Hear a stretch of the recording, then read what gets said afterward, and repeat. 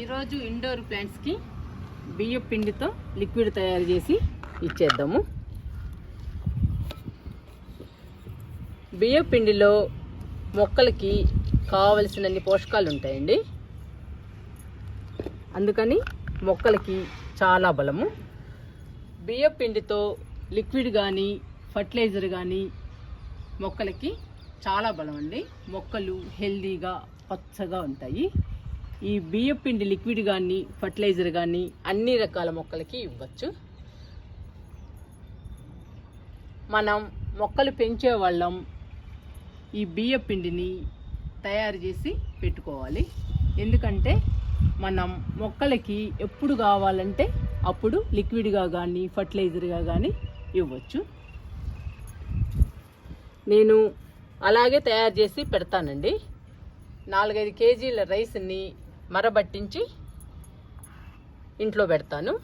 నేను ఎప్పుడు మొక్కలకి కావాలంటే అప్పుడు మొక్కలకి ఇస్తాను. ఈరోజు ఇండోర్ ప్లాంట్స్కి ఇస్తున్నానండి బియ్యం పిండితో లిక్విడ్. ఇండోర్ ప్లాంట్స్ ఎండలకి డల్ అయిపోయాయి. అందువల్ల మొక్కలు హెల్దీగా లేవు. అందుకని ఈరోజు బియ్యం పిండితో లిక్విడ్ ఇస్తున్నాను.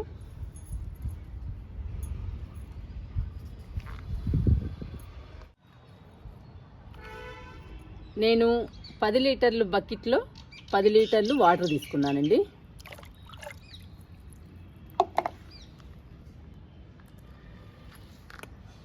ఒక గిన్నె నిండా బియ్యం పిండి తీసుకున్నాను. ఈ గిన్నె బియ్యం పిండిని 10 లీటర్ల వాటర్లో కలిపేస్తున్నాను.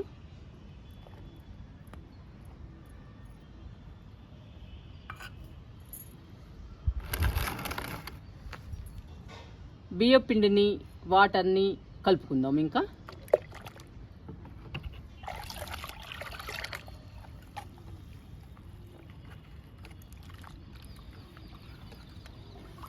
వాటర్లో బియ్యం పిండి బాగా కలవాలండి.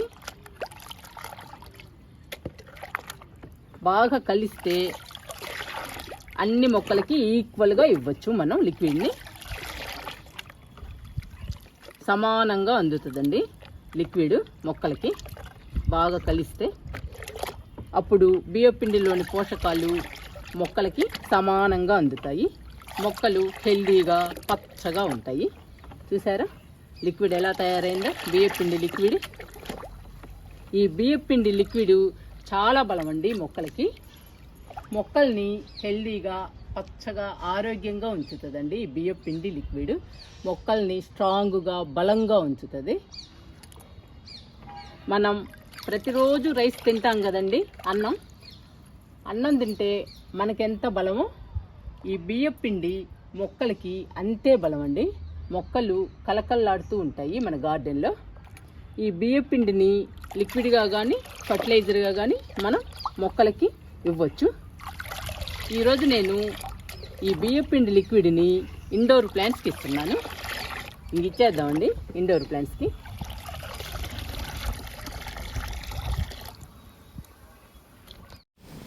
ఫస్ట్ జామ మొక్కకి ఫర్టిలైజర్ ఇద్దాము.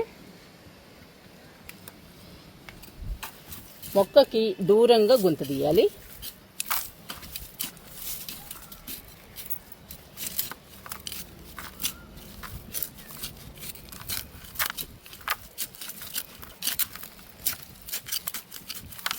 ఇలా తీయాలండి గుంతని.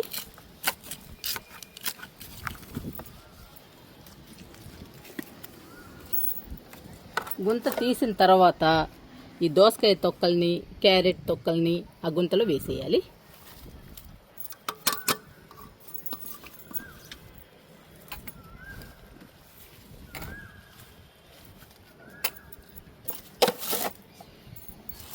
మట్టితో క్లోజ్ చేయాలండి. ఇంకా ఈగలు దోమలు పురుగులు చీమలు ఏవి రాకుండా మట్టితో క్లోజ్ చేసేయాలి. ఇంకా దోసకాయ తొక్కలోని క్యారెట్ తొక్కలోని పోషకాలు మొత్తం మొక్కకు అందుతాయి.